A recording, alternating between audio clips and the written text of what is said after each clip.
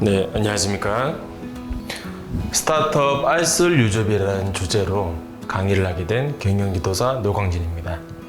알쓸 유저비라고 하는 이 명칭을 많이 들어보실 수도 있는데 우리가 스타트업에서 알고 있으면 쓸모있는 유익한 잡지식이라는 정보로 아마 초기 기업들이 알고 있어야 되는 정보들, 그리고 나중에 알고만 있으면 꼭 유익하게 활용을 할 수 있는 정보들 위주로 제가 쏙쏙 모아서 여러분들께 강의를 좀 전해드리려고 하고 있습니다.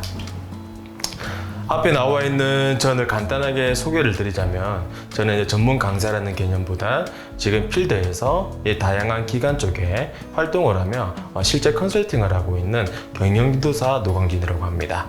지금 보시는 것처럼 다양한 활동을 하고 있다 보니까 때로는 여러분들 옆에서 평가위원이 되기도 하고, 때로는 멘토가 되기도 하고, 때로는 동반자가 되기도 하면서 여러분들이 앞으로에 대한 창업 방향을 좀 더 순탄하게 갈 수 있도록 하는 이제 도움을 드리고 있는 그런 역할을 하고 있습니다. 네, 첫 번째 강의 주제로는 정보 정책에 대한 알쓸 유잡입니다. 정부 정책은 아마 여러분들이 인지를 하고 계셔야 되는데, 내가 사업을 준비를 하고 있는데 이 사업이 어떤 정보에서 정책에 지원을 해주는 것인지, 그리고 내가 그걸 활용을 할 수 있는 것인지, 거기에 대한 흐름을 알고 있어야지 그 타이밍을 잡아서 제가 활용을 할 수 있다는 구조가 됩니다. 그래서 여러분들이 우리 문재인 정부에서 앞으로에 대한 방향을 어떤 식으로 지원을 하고 있는지, 그런 다양한 정보들을 인지를 할 필요가 있다고 생각을 해서 첫 번째 주제로 정보 정책에 대한 알쓸 유잡을 준비를 했습니다. 지금 최근에 나와 있는 이제 큰 이슈가 청년 중심의 추진 과제를 선정을 하고 청년 창업 활성화 방안을 마련한다는 내용입니다.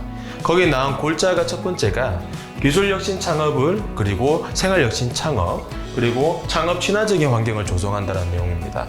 첫 번째 나온 건 아마 아시다시피 기술을 포커싱을 맞춰서 창업을 하고 있는, 즉 기술 창업을 하고 벤처 창업을 하는 이제 젊은 청년들을 위해서 대폭적으로 지원 사업이든 연구개발비든 이런 다양한 사업들을 확대를 하겠다는 내용입니다. 근데 지원 사업을 받고 나서 그거로 끝나게 되게 되면 우리가 앞으로에 대한 사업화 방향이라든지 이게 더뎌지고 멈춰버리는 경우가 꽤 많습니다. 그래서 첫 번째는 이런 지원 사업뿐만 아니라 나중에 투자라든지 사업화를 할 수 있는 일괄적인 지원을 종합적으로 해주겠다는 내용이 첫 번째 내용입니다. 두 번째 내용이 나와 있는 게 생활혁신 창업입니다. 생활혁신이라고 하는 거는 왜 우리는 기술 창업만 지원을 많이 해주냐 하는 거에서 불만사항이라든지 민원이 많이 나왔었습니다.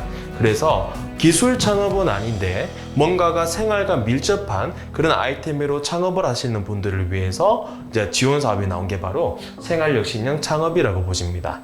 내가 참신한 아이디어, 이 아이디어가 생활 속에 밀접하게 적용이 가능한 그런 거를 있다고 하게 되면 이 사업을 지원을 하실 수가 있다는 거죠. 마지막 세 번째가 창업 친화적인 환경입니다. 아마 여러분들이 창업을 할 때 대부분 사람들이 걱정을 많이 하시는 게 세금적인 부분을 걱정을 많이 하세요. 근데 세금 부분은 여러분들이 절대 걱정은 안 하실 수 있게끔 이런 다양한 세금이라든지 창업자의 부담을 완화시켜 드리고 있다는 겁니다. 네, 첫 번째 내용으로 설명드린 것처럼 기술 창업에 대한 지원 사업이 확대되는 것 중에 가장 대표적인 사업이 바로 팁스 프로그램 운영입니다. 팁스라고 하는 것은 과거에 내렸어요. 고급 기술 창업자를 위해 육성을 하기 위해 이런 분들을 중점으로 해서 R&D 사업이라든지 이런 걸 지원을 해줬었어요. 그냥 자격 요건 자체가 1억 원에 대한 투자를 받은 그 업체를 대상으로 해서 지원 자격이 주어지다 보니까 초기 창업을 하고 있는 사람들이 이 투자에 대한 부분을 달성을 못해서 지원을 못하는 경우가 꽤 많았다는 겁니다. 그래서 정부에서는 이런 부분을 조금 더 완화를 시키고자 지역 창업 생태계를 활성화하는 이제 목적으로 해서 1억 원 미만에 대한 투자를 받는다고 하더라도 팁스를 지원할 수 있게끔 이런 제도를 대폭 확대했다는 내용입니다. 두 번째 나와 있는 게 이런 팁스라는 프로그램만으로는 뭔가 좀 너무 약하다라고 해서 팁스 이전의 거, 팁스 이후의 부분에 대한 지원 사업이 또 없을까라는 걸 연구를 하다가 프리팁스라고 하는 이 지원 사업이 다시 출연하게 됩니다. 이 프리팁스는 이 투자금에 대한 부분이 억 단위가 아니라 1천만 원 이상에 대한 엔젤 투자를 받거나 이런 투자를 받는 결과를 내게 되면 최대 1억 원 이상에 대한 지원금을 받아서 연구 개발을 할 수 있게끔 이 지원을 해주는 제도라 보시면 됩니다.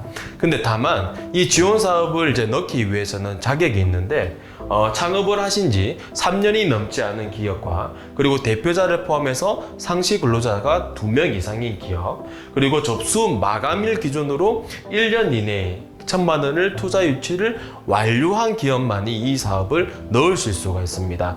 2018년도부터 시범 사업을 했다가 작년에는 안정기로 하고 이번 연도에도 마찬가지로 동일한 사업이 나왔다라고 보시면 됩니다. 아마 여러분들도 이 사업을 좀 준비를 하셔가지고 좀 계획적인 참여를 좀 해주시면 좋을 것 같아요.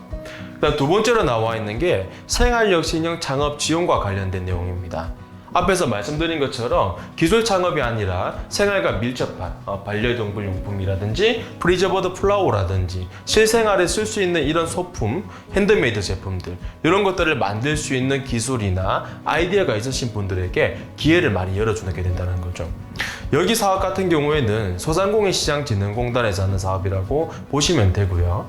여기서 나와 있는 일명 생활력 신년 창업 지원 사업이라는 명목으로 나왔고, 여기서 지원 사업을 넣어서 선정이 되셔야지만 향후 성공불 용자 개념으로 2,000만 원을 지원을 받으실 수가 있습니다. 이런 성공불 용자에 대한 개념 자체가 어떤 거냐면 맹목적으로 돈을 지원을 해준다는 개념이 아니라 요거는 3년 정도 우리가 거치 기간에 대한 이자를 받고 3년이 도래된 기점에 성공적으로 사업을 하고 있냐, 아니면 불성실하게 사업을 이제 실패를 했냐, 이런 적정 연물을 판단을 해서 갚을 수 있는 돈, 아니면 다시 갚지 않아도 될 돈으로 판단을 하는 그런 자금이 바로 성공불 용자라고 생각을 하시면 됩니다. 그래서 이 이후에도 자금을 융자를 받고 우리가 좀 더 확장을 해야 되는데, 그런 부분까지도 이렇게 5천만 원 항대로 투 융자 지원까지 후속으로 해준다라는 골자입니다.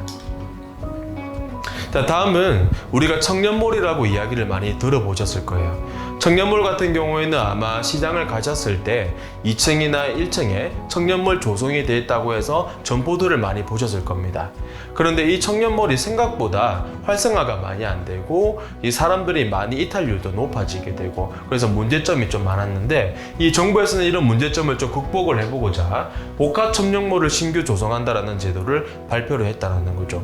기존에 나와 있는 거는 전동시장 내 청년몰을 조성을 했다는 반면에 지금은 부지 전체를 이제 매입을 해가지고 전체에 대한 복합 플렉스에 대한 이런 공간을 마련을 해서 창업도 지원도 하고, 그리고 일반 사람들이 방문을 할 수 있는 여러 스토어들을 같이 입점을 시켜가지고 유동성을 확보를 하겠다라고 하는 그 내용입니다.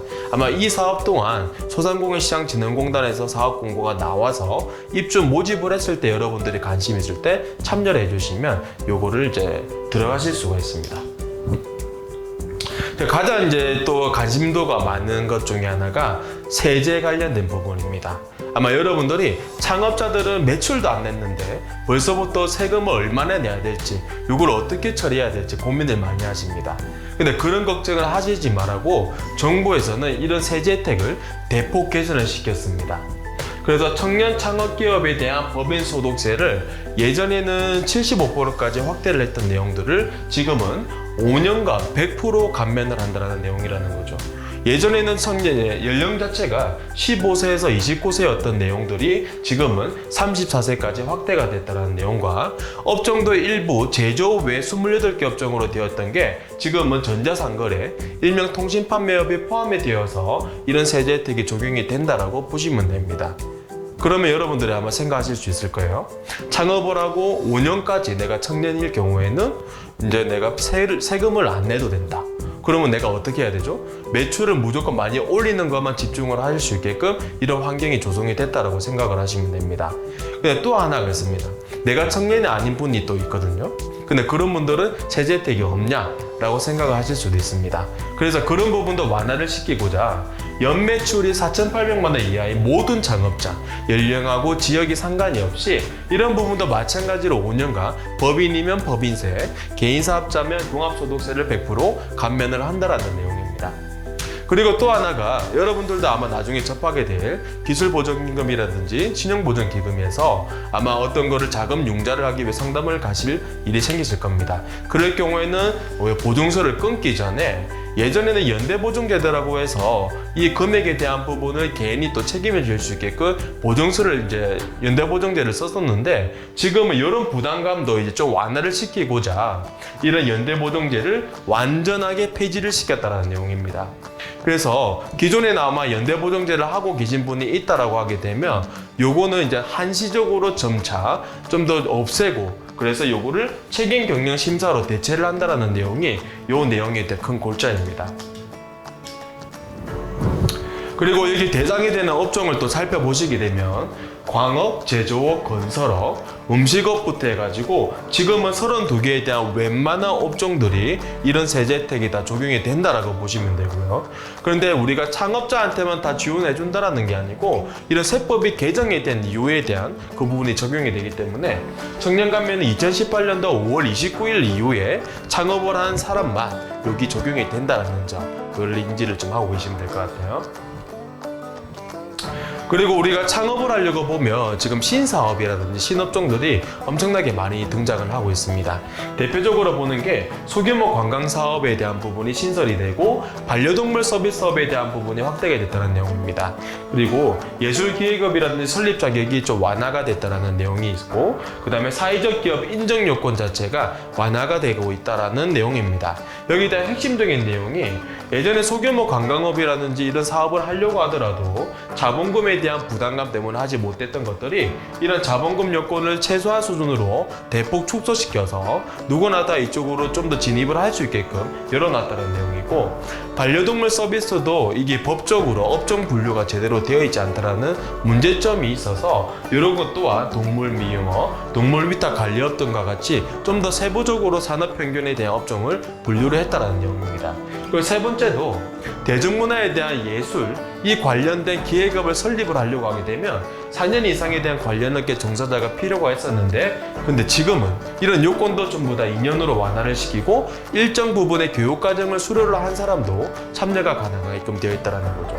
그리고 마지막이 아마 사회적 기업에 대한 아마 관심도가 엄청 높으실 건데, 사회적 기업을 받기 위해서는 예비 사회적 기업을 통과를 하고 그 다음 단계로 가는 이제 스텝 바이 스텝이라고 생각을 하시면 되는데, 사회적 기업에서 가장 큰 핵심은 6개월 이상 이게 사회적 공헌이라든지 아니면 취약계층 서비스를 어떤 실적이라는 부분을 증빙을 하셔야지만 사회적 기업 인정을 받을 수 있는 확률이 높다라는 구조가 있었는데, 지금 이런 부분도 좀 더 완화를 시켜서 6개월 미만 기업도 이런 실적이 없더라도 넣어볼 수 있는 그런 이제 제도가 완화됐다는 내용입니다.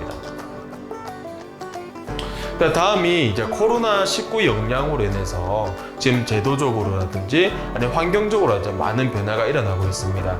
그래서 대표적으로 나와 있는 변화 자체가 영세 중소기업과 소상공인에 대한 세 부담을 한 단계 더 완화를 시킨다는 내용이고, 국세와 지방세, 관세, 조세 감면, 그리고 통관에 대한 부분 또한 완화를 시킨다는 내용입니다. 가장 관심도가 높은 첫 번째 내용인데, 예전에는 이제 연매출에 대한 부분이 4,800만 원 이상이 되는 부분 아니면 이하가 되는 부분을 기준으로 해서 뭐 간이가세자라든지 일반 가세자를 분류를 해서 부가세를 좀 더 줄여준다거나 이런 요건이 되었는데, 이 코로나 이제 이 사태로 인해서 연매출 8천만 원 이하의 개인 사업자 또한 부가가치세법에 대한 부분에 의해서 부가세를 전부 다 감면을 시켜준다는 내용입니다. 그런데 이런 기업 규모 자체가 소기업의 경우에는 60%율이 적용이 되고 중기업 경우는 30%가 적용이 된다는 점이 있습니다. 다음에 이제 국세가 있는데, 아마 지금 사업을 하시게 되면 기본적으로 아셔야 되는 법인이면 법인세, 개인이면 이제 부가세, 그 다음에 종소세 이런 부분을 아셔야 되는데, 그런 부분의 납부 기한을 전부 다 연장을 시켜준다는 내용이고, 그리고 지방세 마찬가지로 이런 것들을 전부 다 연장을 시켜준다는 내용이라고 보시면 됩니다. 그리고 수출입을 관련업을 하시는 분들은 관세라든지 통관과 관련된 부분도 좀 더 행정적인 절차를 완수화시키고 그 부분을 좀 쉽게 활용할 수 있게끔 제도를 개선한다는 내용입니다. 그리고 여러분들이 아마 사업을 운영하시다 보면 가장 큰 고민이 아마 사람을 고용을 했을 때 인건비에 대한 부분 아마 고민이 가장 많으실 겁니다. 그래서 인건비에 대한 부분에서 아마 대표적으로 작용을 하는 게 바로 청년추가 고용 장려금이 있습니다. 이 청년추가 고용 장려금은 청년을 정규직으로 채용을 했을 때 요 한 명당 이 채용 금액에 대한 최대 1년에 900만 원, 그리고 3년 동안 요거를 지원을 해준다라는 지원 사업 내용입니다.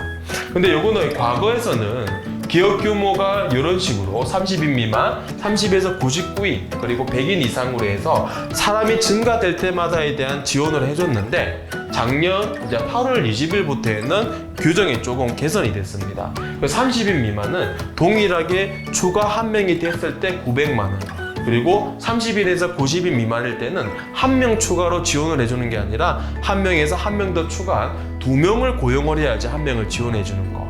그래, 100인 이상도 마찬가지로 2명을 고용한 상태에서 또 한 명을 고용한 3명째가 돼야지 900만 원을 지원해 준다는 내용입니다. 지금 보시게 되면 일반적으로 중소기업 5인 이상의 기업들이 이런 지원 사업들을 받을 수가 있는데, 대부분 스타트업들은 5인이 안 되는 경우가 많습니다. 그래서 5인 미만의 기업도 놓을 수 있는 게 성장 유망 업종이라든지 벤처기업 인증을 받은 기업들은 5인 미만의 경우에도 이 사업을 지원을 받으실 수가 있습니다. 이런 청년 추가 고용 장려금 외에도 여러분들이 지원을 할 수 있는 사업 중에 하나가 파란 일자리라는 사업이 있습니다. 파란 일자리 사업은 청년 인턴으로 청년을 채용을 먼저 하게 되면 3개월 정도 최대 월에 150만 원을 지원을 해주고, 3년이 지난 다음에는 정규직을 채용을 해야 된다는 조건으로 지원 사업을 이제 하고 있습니다. 요거 같은 경우는 행정안전부의 사업이고, 부산에서는 부산상공회에서라든지 부산 경영자총협회에서 그거를 주관을 해서 운영을 하고 있습니다. 아마 여러분들은 채용을 할 때 미리 채용을 하고 지원을 할 수 있는 사업도 있는 반면에, 사업이 먼저 선정이 되고 사람을 채용을 했을 때 적용이 될 수 있는 사업들이 꽤 많기 때문에 고용 시점도 좀 고려를 하셔가지고 제도를 활용하시는 게 좀 중요합니다. 그리고 코로나19 대응 고용유지 지원금이라고 해서 최근에 나오게 됐는데, 이거는 고용유지 조치를 하고 휴업이라든지 휴직수당을 지급한 사업장에게 1일 한도 66,000원, 최대 180일까지에 대한 부분으로 해서 지원을 해주는 사업이라고 보시면 됩니다. 근데 이거는 한시적으로 이번 달 말까지에 대한 부분으로 지원을 해주기 때문에 여기에 해당이 되는 사람이 있다고 하게 되면 빠르게 신청을 하셔가지고 지원을 좀 받으시면 좋을 것 같습니다. 그리고 일자리 안정자금 지원은 아마 많이 아실 건데, 요거 또한 금액이 많이 확대가 됐다는 내용입니다. 5인 미만일 때는 11만 원을 최대 금액을 받았던 게 18만 원으로 확대가 된다는 내용이고, 5인에서 9인 미만도 9만 원에서 16만 원으로 확대가 된다는 내용입니다. 또한 고용안정장려금도 이게 한시적으로 확대가 된다는 내용으로 알 수 있습니다. 그래서 여러분들이 아마 사람을 고용을 했을 때 최대한으로 정부에서는 지원을 많이 해주려고 하기 때문에 인건비에 대한 부담을 이 지원 제도를 활용하셔가지고 많이 경감시키면 좀 도움이 될 것 같습니다. 그리고 중소기업에 근무를 하고 있는 청년들이 꽤 많습니다. 뭐 부산 지역이든 아니면 타지에서 이쪽으로 근무를 하기 위해서 넘어온 사람들이 꽤 많은데, 그분들의 가장 큰 고민은 내 숙사, 내가 살고 있는 집을 구하는 겁니다. 근데 부산에 있는 집값들이 생각보다 많이 비싸기 때문에 내 형평상 좀 괜찮은 집을 구하는데 돈이 좀 많이 부족해요. 그런 부분을 위해서 이런 중견기업에 근무하고 있는 이런 임직원들을 위해 가지고 최대 1억 원까지 연 1.2%에 대한 저금리로 융자를 해준다는 내용입니다. 과거에는 평소 자체가 좀 협소하게끔 지원을 좀 해줬는데, 지금은 이제 이 평소를 최대적으로 확대를 시켜서 85제곱미터까지 이제 2억 원에 대한 이제 최대 전세 자금 기준에서 최대 1억 원까지 대출을 지원해 준다는 내용입니다. 아마 여러분들이 그러면 내가 있는 회사 근처에서 조금 더 좀 시설이 괜찮은 이런 이제 집을 쉽게 구할 수 있다는 환경이 개선됐다는 내용이죠. 그리고 코로나19 대응 중소기업 지원으로 해서 최근에 3차 추경 관련된 규모가 발표가 됐는데, 35조 3천억 원 정도에 대한 규모로 전부 대폭 확대가 됐습니다. 여기 나와 있는 뭐 세액 경정이라든지 경기 보강 패키지라든지 다양한 이제 사업으로 예산이 확대가 됐는데, 그 중에서도 우리가 또 관심 가져야 되는 게 R&D 사업이라든지 청년들을 위한 이제 지원 사업들에 대한 금액이 좀 더 대폭적으로 확대가 됐다는 내용이죠. 자, 여기까지가 여러분들이 정부 정책에 대한 이슈, 꼭 알고 가야 되는 정보를 제가 이목지목 요약을 좀 해서 설명을 드렸습니다. 그럼 그 다음에 여러분들이 좀 아셔야 되는 게 바로 스타트업이 활용 가능한 지원 사업이 과연 어떤 것일까라는 거죠. 그래서 스타트업이 지원 사업을 검색을 많이 해보셨을 겁니다. 근데 지원 사업이 과연 이게 내한테 알맞은 사업인가? 내가 이거를 지원이 가능한가? 너무 많은 사업들이 산재를 하기 때문에 나에 대해 해당되는 사업들을 찾기가 상당히 힘드실 거예요. 그래서 창업자들은 무조건 해야 되는 사업들을 제가 이렇게 로드맵을 그려놨습니다. 내가 예비 창업자라고 했을 때는 거의 대표적으로 있는 사업이 있죠. 예비 창업 패키지라는 사업이 있습니다. 예비 창업 패키지는 내가 예비 창업자거나 어떤 아이템을 가지고 있는, 특히나 기술 창업을 준비를 하는 분이라고 하게 되면 이 사업을 지원을 해서 최대 1억 원까지 지원을 받을 수 있는 사업이라고 보시면 됩니다. 과거 작년까지만 해도 예비 창업 패키지가 제도가 조금 깐깐하게 돼 있어 가지고 지원을 많이 못 하신 분들이 있었는데 작년에는 이 나이 제한에 대한 부분이 이제 걸려 있었고요. 그리고 창업에 대한 이력이 있는 사람들은 이 사업을 지원 자체를 못 하게 되어 있었습니다. 근데 올해부터는 이 사업 자체가 나이 제한도 없애버리고 창업 이력 또한 필요 없이 이 지원 사업 공고 기준 이전에 창업하지 아니한 자로 되어 있기 때문에 아마 여러분들이 대부분이 지원이 가능한 사업이라고 보시면 됩니다. 그래서 이렇게 예비 창업자가 넣을 수 있는 사업의 단계를 넘어서게 되면 그 다음 단계가 바로 초기 창업 패키지라는 사업이 있고, 그 다음에 청년 창업 사관학교라고 하는 사업화 사업이 있습니다. 이 사업 같은 경우에는 초기 창업 패키지는 기본적으로 총 사업비 70% 이하로 최대 1억 원까지 사업화를 할 수 있는 자금을 지원을 해주는 사업이고, 그 다음에 청년 창업 사관학교 같은 경우에도 마찬가지로 70% 이하로 최대 1억 원까지에 대한 자금을 지원해준 사업이라 보시면 됩니다. 보시는 것처럼 색깔이 똑같은 노란색으로 되어 있는 거는 중첩에서 지원을 하실 수가 없고요. 두 개 중에 하나가 선정이 된다라고 했을 때는 한 가지를 내서 선택을 해서 지원을 하셔야 됩니다. 그리고 여기서 두 개의 차이점을 보시게 되면 청년 창업 사관학교는 정규 과정으로 선정이 됐을 때 최대 1억 원까지 지원을 받고, 거기서 최우수 졸업을 하시게 되면 후속 사업을 해서 추가 과정으로 추가로 1억 원까지 지원을 받을 수 있는 기회를 보유를 받을 수 있습니다. 그래서 내가 초기 창업 패키지로 지원을 할지 청년 창업 사관학교로 지원할지를 여러분들이 조금 고려하셔가지고 준비를 하시면 좋을 것 같아요. 그리고 이제 3년차가 넘어가게 되면 사업이 또 제한적으로 바뀝니다.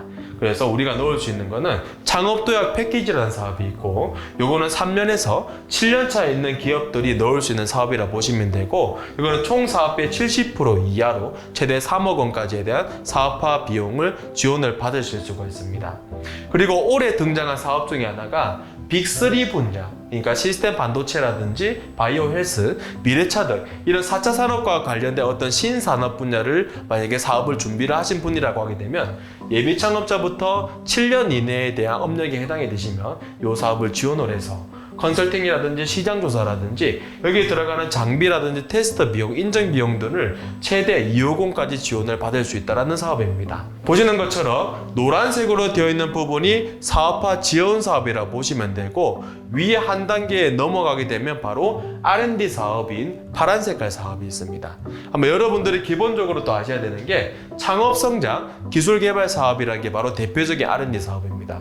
이 사업은 디딤돌 창업과제라는 이름으로, 그리고 혁신형, 선도형이라는 이름으로 세 가지 분류로 나눠지는데, 아마 여러분들이 보편적으로 넣는 사업이 바로 디딤돌 자유공모과제가 해당이 됩니다. 이 사업은 보통 한 업체당 최대 1억 5천까지 해서 R&D 비용을 지원을 받을 수 있는 사업이라고 보시면 됩니다.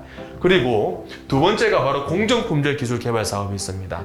이 사업은 올해부터 이름이 바뀌고 제도가 조금 개선이 됐는데, 작년까지는 제품 공정 기술 개발 사업이라는 거로 진행이 됐다가 지금은 공정품질 기술 개발 사업이라고 해서 공정에 전부 더 개선을 하거나 공정을 좀 혁신을 시킬 수 있는 그런 것들, 기계장치, 그런 부분에서만 이렇게 지원을 해주는 사업이라고 생각을 하시면 됩니다. 대표적인 게 현장형 R&D로 이게 총 사업비 75% 이내에서 최대 5천만 원을 지원해주는 사업이 있고, 혁신형 R&D는 총 사업비의 65% 이내에서 최대 2년 2억 원까지 연에 1억 원 한도로 지원해주는 사업이 있습니다. 혁신형 R&D는 우리가 스마트 공장에 대한 인증서라든지 스마트 팩토리라는 부분을 도입을 한 기업들이 넣을 수 있는 사업이라고 보시면 됩니다. 그래서 여기 나와 있는 사업화 사업은 중첩에서 지원이 어렵고 위에 나와 있는 파란색과는 여러분들이 중첩에서 넣을 수 있기 때문에 밑에 사업을 하고 계신 분들도 위에 나와 있는 R&D 사업을 넣으실 수가 있습니다. 여기 나와 있는 R&D 사업 외에 그 다음 단계도 관심을 가져야 되는 게 바로 마케팅 지원 사업입니다. 열심히 만들었는데 이걸 어떤 식으로 팔아야 되는지 그걸 아셔야 되잖아요. 근데 올해도 이런 마케팅 지원 사업이 좀 많이 바뀌었어요. 우리가 대표적으로 알고 있는 1인 창조기업 마케팅 지원 사업이 있습니다. 이 사업은 작년까지만 해도 1인 창조기업이라고 하기 때문에 넣을 수 있게끔 되어 있다가 올해부터는 1인 창조 비즈니스 센터에 입주 예정이거나 아니면 예비 창업자의 경우 그리고 입주한 기업들만 지원이 가능한 사업으로 나와 있습니다. 그리고 마케팅 지원 사업이 지금 없어졌다가 이렇게 제조 중소기업 혁신 바우처라는 사업으로 통합이 되면서 이 안에 마케팅 조사 비용이라든지 패키지 디자인이라든지 브랜드 지원, 홍보 지원이 포함이 되어서 마케팅비를 지원을 받을 수 있는 사업이 있습니다. 그 다음에 대표적으로 하나가 수출 바우처 사업이 있습니다.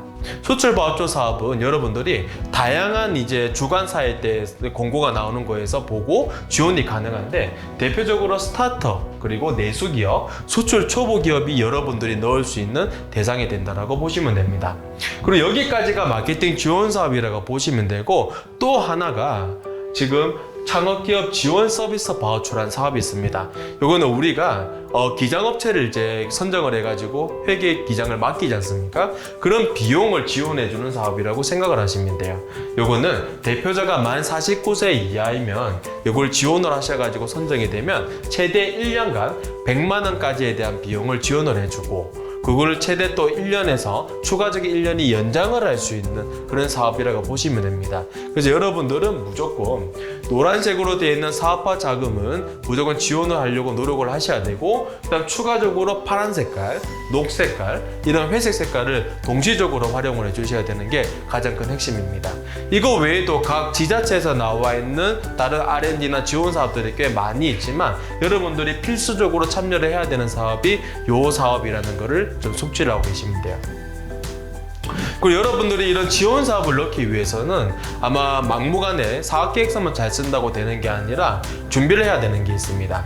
그 대표적인 게 저희가 어떤 직장을 갔을 때도 어떤 취업을 하면 우리에 대한 역량이나 이걸 판단하는 게 이력서를 보고 경력을 보고 자격증을 보지 않습니까? 그거랑 마찬가지로 기업에서도 이제 외형적으로 보이는 자격증 요소라고 보시면 되는데 대표적인 게 기업부설 연구소 또는 연구개발전담부서, 두 번째가 벤처 인증 또는 이노비전 인증, 그리고 제조를 집중적으로 하시거나 서비스, 지식 서비스를 하신다고 하면 ISO 부분이 여기에 해당이 됩니다. 그래서 웬만하면 요 세 개에 대한 조건이 만들어지시게 된다고 하게 되면 요거를 획득을 하고 이후에 앞에 나와 있는 지원 사업을 지원을 하시게 되면 조금 더 확률적인 확률을 좀 높일 수 있는 방법 중에 하나라는 거죠. 그리고 여러분들이 지원 사업을 또 준비를 하시기 위해서 또 고려를 하셔야 되는 게 내 머릿속으로 나와 있는 이 기술이 내가 최고다. 그래서 시장 조사를 많이 하실 수도 있습니다. 근데 그 시장 조사를 하는 것까지는 좋은데 지원 사업 특성상 유사 과제에 대한 중복 지원은 안 되게 돼 있기 때문에 여러분들이 여기 나와 있는 NTIS라고 하는 이 정보기관 사이트에 들어가셔가지고 내가 연구하고자 하는 과제라든지 이 개발 내용들을 검색을 하셔서 유사도 검사를 먼저 하셔야 됩니다. 그래서 유사성이 없게끔 거의 낮게끔 나와야지 이 지원 사업을 넣어도 중복성 여부에 걸리지 않는다라는 점, 그걸 좀 명심해 주시면 좋을 것 같습니다. 그래서 유사 과제 검색을 누르시게 되면 이런 폼으로 해서 이렇게 나오는데 여기다가 단계적으로 내가 어떤 제목과 연구 개발에 대한 핵심적인 내용들을 넣게 되면 자동적으로 분석이 되는 용이라고 보시면 됩니다. 그래서 앞에서 설명드린 것처럼 우리가 지원 사업을 넣기 위해서 가점 요인으로 작용을 할 수 있는 이 기업 인증, 요거는 내가 과연 대상이 되고 할 수 있는지를 제가 판단을 할 수 있게끔 각각 설명을 좀 드리도록 하겠습니다. 첫 번째 나와 있는 기업 인증이 바로 연구소 설립입니다. 기본적으로 설립 요건 자체는 인적 요건과 물적 요건이 좀 부합을 하셔야 된다는 거죠. 인적 요건에 해당이 된다라는 것은 일명 전담요원이라는 이제 이 이름으로 해서 내가 자격이 되는 이제 직원이 있는 건지 그 요소를 파악을 하실 수가 있습니다. 이 전담요원에 대한 자격은 지금 보시는 것처럼 이공계 학사 이상에 대한 학력이 있는 인력이거나 아니면 이공계와 관련된 전문학사를 나와 있는 인력이면서 개발 관련 경력이 2년 이상을 보유를 하고 있거나 그리고 마이스터고하고 특성화고를 나왔는데 여기에 4년 이상에 대한 개발 관련 경력 증빙이 가능한 사람이 전담요원으로 들어가실 수가 있습니다. 근데 간혹가나 인문 관련 쪽에 있는 졸업을 하셨는데 컴퓨터 자격증이라든지 이런 관련 기계, 공학 관련 자격증을 보유하신 분들이 꽤 있습니다. 그런 분들 또한 학력이 안 된다고 하더라도 한국산업인력공단하고 대한상공회에서 두 가지에 대한 기관에서 발급한 자격증을 보유한 사람이라고 했을 때 기사면 학사하고 동등한 자격을 인정하고 산업기사는 전문학사하고 동등한 자격을 인정하고 기능사는 이런 공고 자격증하고 인정을 한다라고 보시면 됩니다. 그래서 이런 요건이 부합이 되는 인적이 1명 이상이 되게 되면 연구개발 전담부서를 설립을 하실 수가 있고 그리고 소기업일 경우에는 3명 이상이 됐을 때는 기업부설연구소를 설립을 하실 수가 있습니다.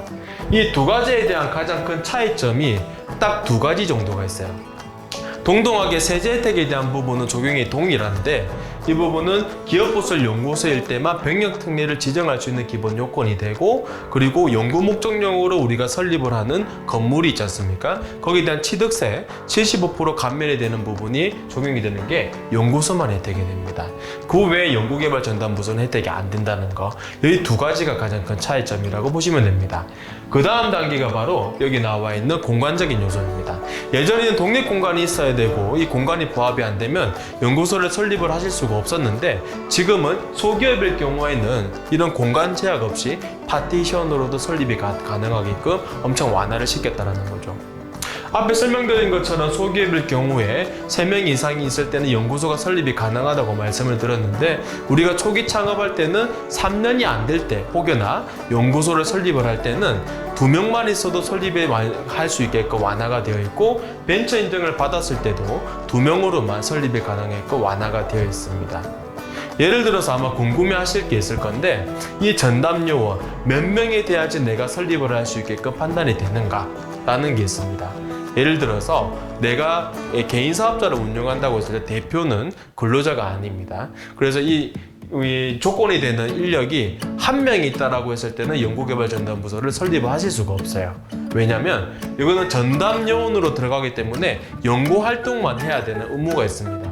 그래서 연구 위에는 업무를 할 수 없기 때문에 그 영업이라든지 생산이라든지 다른 역할을 대신할 수 있는 인력이 꼭 1명이 필요하다는 거죠. 그래서 개인 사업자는 대표를 제외한 이런 요건이 되는 인력이 2명 정도는 있어야지 최소 연구개발전담부서를 설립이 가능하다는 겁니다. 그런데 기업부설 연구소는 좀 반대로 요거는 연구소장에 대한 겸직 허용 조건이 있습니다. 이게 어떤 거냐면 대표자가 만약에 이공계에 대한 요 인적 요건에 부합이 된다라고 했을 때는 3년 미만일 경우에만 연구소장으로 겸직을 해서 들어갈 수가 있고 그러면 직원 자체가 2명만 있다 하더라도 그러면 1명이 또 추가로 연구원으로 들어가고 1명은 영업활동을 하는 거로 그래서 연구소를 설립을 하실 수가 있다는 거죠. 이런 식으로 연구소는 기본 요건만 부합이 되시면 여러분들이 쉽게 설립이 가능합니다. 그건 한국산업기술기능협회에서 온라인상으로 접수를 해서 신청을 하시게 되어 있고요. 여기 나와 있는 것들을 준비를 해야 되는 서류가 1번부터 13번까지에 대한 서류를 준비를 하셔서 온라인상에 업로드하게끔 되어 있습니다. 그리고 올해 추가가 된 게 6번에서 중소기업 확인서라는 게 추가가 됐습니다. 내가 소기업인지 중소기업인지 소상공인인지를 확인을 하기 위한 증서라고 보시면 되고 요거를 발급하는 장소는 중소기업 현안정보 시스템이라는 데 들어가셔가지고 이 확인서를 발급을 받으실 수가 있습니다. 그리고 현판에 대한 예시는 여기 나와 있는 대로 그대로 만들 필요는 없고요. 사이즈에 대한 규격은 정해져 있지 않기 때문에 꼭 여기 나와 있는 연구소면 연구소 이름과 상호가 들어가야 되고요. 전담부서는 전담부서 이름과 상호가 들어가게끔 만들면 이게 부합이 된다라고 이해를 하시면 됩니다. 그리고 연구소는 아마 조직도를 만드실 때 연구소와 전담부서가 조금 차이가 있는데 연구소를 만들 때는 이런 식으로 전체 조직에서 기업보설 연구소가 분리가 되어 있고, 그 다음 단계 옆에 보게 되면 연구소에 대한 전담 조직 표를 따로 넣으셔야 됩니다. 근데 연구개발 전담부서는 요거에 대한 두 개가 아니라 하나의 조직대로 통합해서 만드실 수가 있다는 거, 그거를 이해를 좀 하시면 돼요. 그리고 연구소를 만들 때는 기본적으로 업로드를 시켜야 되는 게 연구개발 개요소에 대한 부분이 업로드하게끔 되어 있습니다. 이거는 내가 어떤 기술을 개발을 하기 위해서 연구소를 설립을 하게 됐는지 그 내용을 적는 내용이라 보시면 되고, 그리고 또 추가적으로 들어가는 게 바로 연구소를 포함한 이 도면 내용이 들어가게 된다는 겁니다. 또 한 가지 유념해 주셔야 되는 게 전체 레이아웃이 들어간 다음에 중요한 게 연구소에 대한 이 레이아웃에서 과연 들어가는 인력들에 대한 위치와 거기에 대한 이름이 무조건 표기가 되어 있어야 됩니다. 근데 이름이 표기가 안 돼 있고 이런 식으로 자리 배치만 되어 있으면 보안이 무조건 뜨기 때문에 이런 부분까지 좀 고려하셔가지고 지원을 좀 해주시면 될 것 같아요. 그럼 여러분들이 아마 웬만해서는 연구소를 설립을 할 수 있게끔 기본 요건이 되신다 라고 아마 인지를 하실 수 있을 겁니다. 그 다음 단계 우리가 또 바로 알아야 되는 게 바로 벤처 인증입니다. 벤처 인증은 많이 들어보셨을 거예요. 벤처를 받을 수 있는 요건은 크게 4가지 유형으로 분류를 할 수 있습니다. 벤처 투자 기업이라든지 연구개발 기업이나 기술평가 보증 기업이나 기술평가 대출 기업, 4가지로 분류를 할 수가 있는데, 초기 기업들은 대부분 벤처 투자 기업이라든지 연구개발 기업에 해당이 안 될 가능성이 높습니다. 왜냐하면 투자를 받기가 상당히 어렵고, 그리고 기업보설 연구소를 설립을 한 다음에 우리가 결산하는 재무제표 내에 경상연구개발비가 계상이 되어 있어야지만 이런 연구개발 기업이라는 거를 인정을 받을 수가 있거든요. 그래서 이런 2가지 요건은 대부분이 안 되지만 이런 요건이 있다라고만 인지를 하시면 될 것 같습니다. 그리고 3번째가 바로 기술평가 보증기업입니다. 요거는 1년 미만의 기업 같은 경우에는 기술보증기금을 통해 가지고 4천만 원 이상에 대한 보증을 받게 된다라고 하게 되면 벤처를 받을 수 있는 유형이 된다라고 인지를 하시면 되고, 만약에 1년이 넘은 기업이라고 했을 경우에는 8천만 원 이상이면서 총자산의 5% 이상에 대한 이제 보증을 받을 경우에는 벤처를 받을 수 있는 유형이 된다라고 인지를 하고 계시면 됩니다. 마찬가지로 기술평가 대출기업도 위와 동일한 조건으로 적용이 되고, 평가보증은 기술보증기금에서 관장을 하고 있고, 기술평가 대출기업은 중진공에서 관장을 하고 있습니다. 그래서 이 4가지 유형 중에 우리가 하나라도 부합이 된다라고 했을 때는 벤처를 받을 수 있는 기본 자격을 갖췄다 라고 생각을 하시면 됩니다. 그럼 이런 자격을 갖춘 다음에 여러분들이 어떻게 해야 되냐면, 벤처인이라고 하는 그 사이트에다가 여기 있는 부분을 이제 체크를 하셔가지고 단계가 넘어가게 되어 있습니다. 그러면 또 다른 기술사업계획서라는 걸 작성을 해서 업로드하게끔 되어 있고, 그 다음에 기술보증기금에서 실사가 나와가지고 최종적으로 기술평가를 한 다음에 벤처를 확인할 수 있는 유형이 선정이 돼야지 인증을 받을 수 있다는 얘기죠. 근데 벤처 인증을 좀 더 유용하게 활용을 하시기 위해서는 꼭 아셔야 되는 게, 창업일로부터 3년 이내에 인증을 받아야지만 벤처 특례법에 의한 조세 혜택을 적용을 받으실 수가 있습니다. 창업일로부터 하루라도 3년에서 하루라도 지나게 될 경우에는 이런 특례법이 적용이 안 돼서 세제 혜택이 적용이 안 된다는 거, 그 점을 유념을 하시면 돼요. 벤처 인증을 받았을 때는 이런 조세 혜택뿐만 아니라 자금 지원을 받았을 때 우대를 해주는 거, 그리고 병역 특례를 지정할 수 있는 요건이 된다는 거, 그리고 특허를 아마 많이 출원을 하실 건데 우선 심사를 할 수 있다는 그런 내용이 있습니다. 그리고 벤처 인증과 마찬가지로 다음에 또 아셔야 되는 게 바로 이노비저 인증입니다. 이노비저 인증 같은 경우에는 보통 초기 창업 기업들 중에 3년 이상에 대한 기술 창업 기업들이 받아야 되는 인증 중에 하나라는 거죠. 말 그대로 기술 혁신 기업이라는 것을 인증을 해주겠다는 겁니다. 이노비저 인증은 보통 3년이 넘은 기업들이 여기 이노비저 넷이라는 사이트에다가 자가진단이라는 걸부터 하게 되어 있습니다. 그래서 자가진단을 하게 됐을 때 650점 이상에 대한 점수가 나와야지만 다음 단계인 현장 평가를 받을 수 있는 자격이 된다는 거죠. 그러면 체크리스트 항목들을 체크를 해서 거기에 해당되는 이제 자료들, 그런 문서들을 비치를 해놓으면 현장 실사에 나와서 그 부분을 체크를 하십니다. 그래서 체크된 항목이 있다라고 했는데 서류가 부합이 안 된다라고 했을 때는 감점을 당하고, 그렇게 해서 최종적으로 700점 이상에 대한 점수가 나와야지만 이노베이지 인증을 받을 수 있다는 점 유념을 해주시기 바랍니다.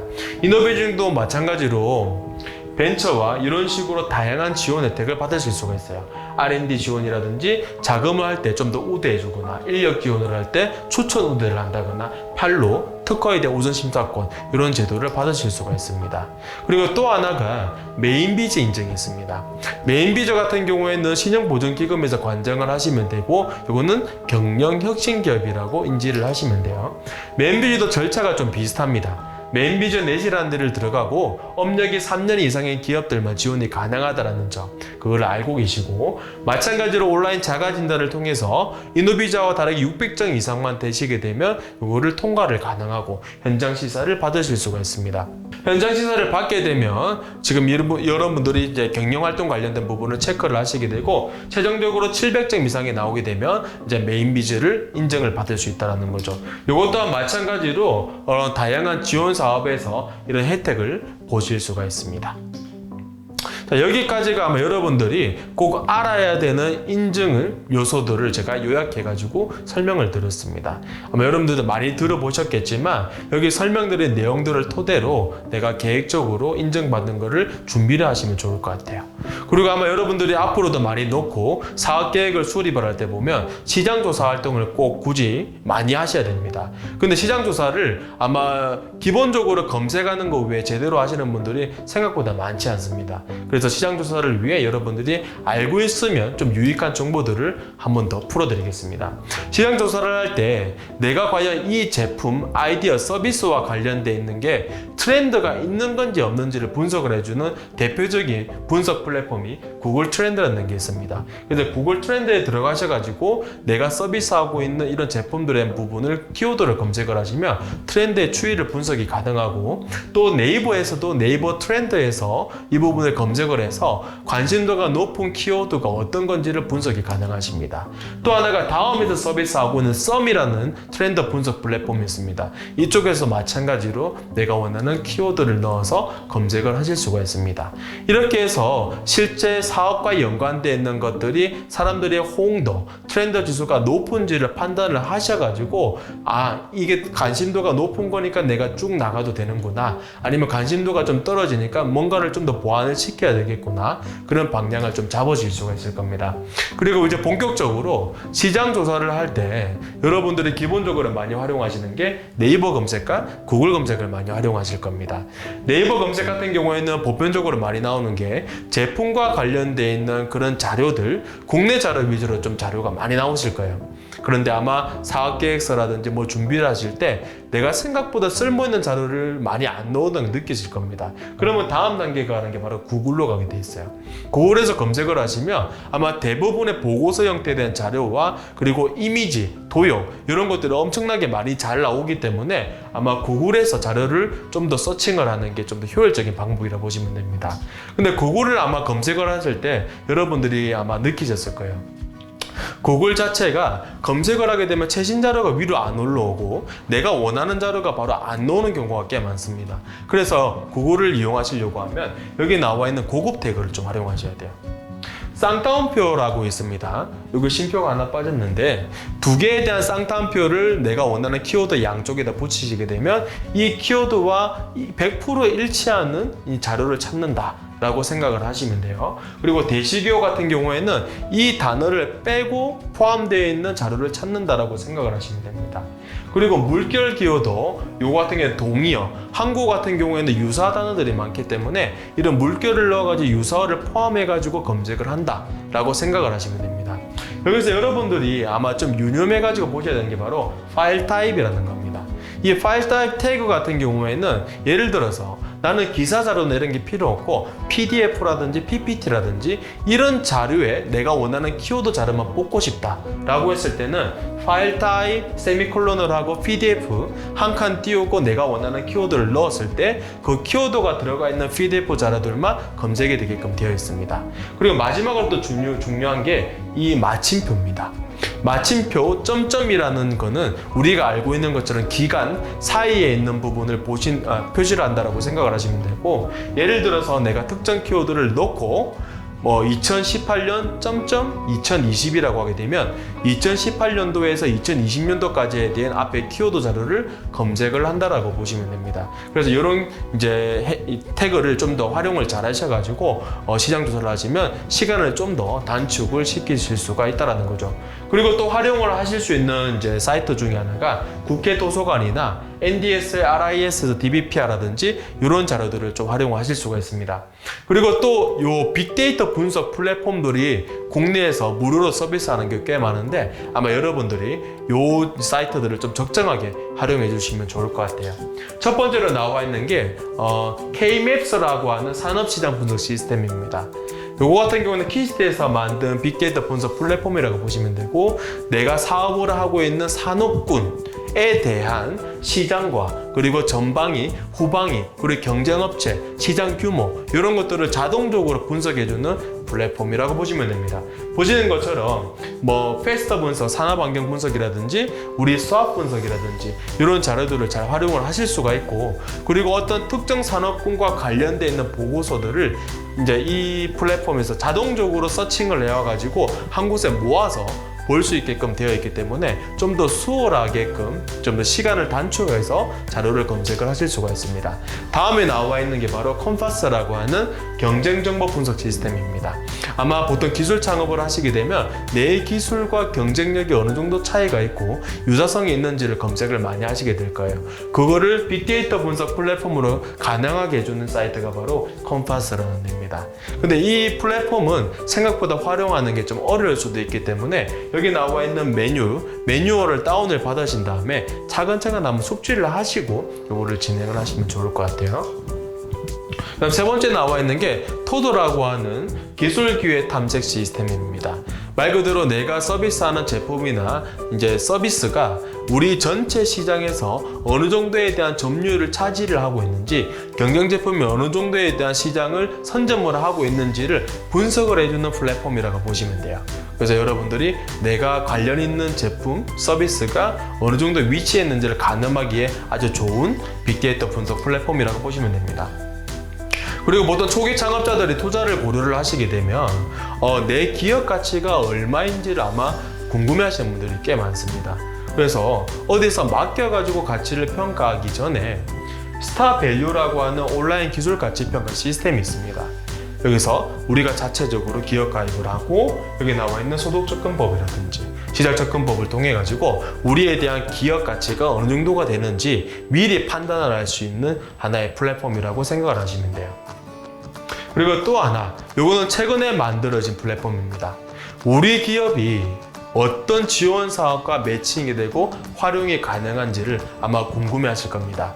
그런 문제점, 애로사항을 한 번에 해결할 수 있게끔 여기 나와 있는 Searching and Matching이라고 하는 사이트를 개설을 했습니다. 여기서 우리 기업과 관련된 일반 정보를 넣고 우리가 개발비와 어떤 분야를 연구를 하고자 하는 그런 선택을 하게 되면 나와 알맞는 지원 사업들을 자동적으로 서칭을 해줘가지고 그 사업 공고를 이 플랫폼 내에서 바로 볼 수 있는 유용한 사이트라고 보시면 됩니다. 그래서 이 사이트를 좀 적극 활용하셔가지고 앞에서 설명드린 로드맵과 종첩에서 좀 유용하게 활용하시면 좋을 것 같습니다. 자, 그리고 마지막이 미리안이라고 하는 신기술 다이내믹 분석 시스템이 있습니다. 우리가 어떤 기술을 개발하려고 하게 되면 남들보다는 조금 더 앞서가는 기술을 개발을 해야 되지 않습니까? 그래서 정부에서도 앞으로 미래 유망한 기술이라든지 앞으로 뜰 것 같은 그런 핵심 기술들을 이렇게 이 사이트 내에서 제시를 해주고 있습니다. 그래서 여러분들이 앞으로 내가 지금 있는 기술을 좀 더 고도화시키거나 신제품 개발을 위해서 앞으로 동량을 검색을 했을 때는 여기 나와 있는 미리안을 통해 가지고 기술 검색을 해보시는 게 좀 더 유익한 정보가 되실 수가 있다는 겁니다. 그리고 우리가 사업 계획서라든지 지원 사업을 넣을 때 아마 가장 걱정을 많이 하시는 게 사진 검색이 있을 수도 있습니다. 근데 사진은 어떤 오프라인으로 제출할 때는 문제가 되지는 않지만 온라인상으로 공개가 됐을 때는 저작권에 대한 부분이 걸리기 때문에 여기 제시해드린 무료 사진 검색 사이트들을 좀 더 활용을 해주시면 좋을 것 같고요. 그리고 PPT를 작성을 하실 때는 여기 나와 있는 픽토그램을 좀 더 활용을 해서 내가 표현하고자 하는 글을 좀 더 함축적으로 표현하려는 기법을 좀 더 연구하시는 게 좋을 것 같습니다. 그리고 또 하나가 PPT를 만들 때 색감이 너무 어지럽게 하거나 좀 더 촌스럽게 하시는 분들이 있어요. 그래서 내가 어떤 색깔 해야 될지 궁금해 하시는 분들이 있기 때문에 어도브에서 색깔 배합을 할 수 있는 이 시스템들이 있습니다. 여기서 내가 원하는 색깔 하나를 찍게 되시게 되면 그 색과 어울리는 삼색 조합이라든지 이런 색을 제시를 해줍니다. 그래서 스포이드를 딱 찍게 되면 RGB라고 하는 숫자 코드가 나오고 그 숫자 코드를 나중에 색깔에다가 넣어가지고 요거를 기준으로 해서 PPT를 만드시는 게 좀 더 유용하게 적용을 하실 수가 있습니다. 네, 지금까지 스타트업이 알고 있으면 유익한 잡지식을 제가 이목조목 모아서 설명을 드렸습니다. 아마 여러분들은 이런 지식들에 대한 정보들을 미리 숙지를 하고 계시고 내가 앞으로 나가야 되는 사업 방향을 좀 더 체계적으로 수립을 하신다고 하게 되면 좀 더 리스크를 줄이고 성공을 할 수 있는 지름길로 가실 수 있을 겁니다. 제가 오랜 시간 동안 강의를 들어주셔서 감사합니다.